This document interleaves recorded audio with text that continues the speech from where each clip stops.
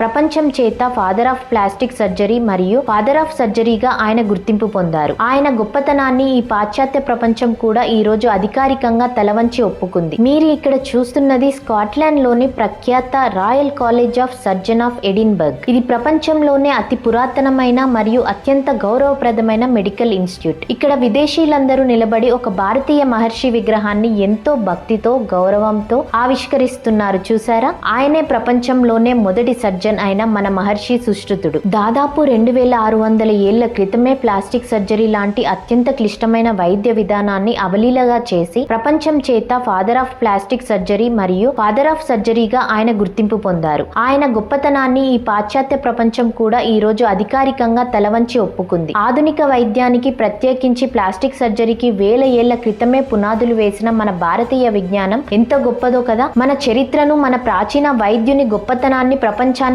చాటి చెప్తున్న ఈ చారిత్రక ఘట్టంపై మీరేమంటారు? కమెంట్స్ లో చెప్పండి. మన దేశ గొప్పతనం అందరికీ తెలియాలంటే ఈ వీడియోని వెంటనే లైక్ చేసి షేర్ చేయండి. జై హింద్.